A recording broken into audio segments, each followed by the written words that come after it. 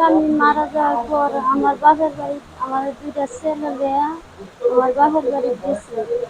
আমার ছেলের বয়সের সময় 21 বছর, ছোট ছেলের আর বড় ছেলের 7 বছর। আমার দুইটা ছেলে লয়ে আজকে 7 বছর আমার বাপের বাড়ি ধান কাটতেছে।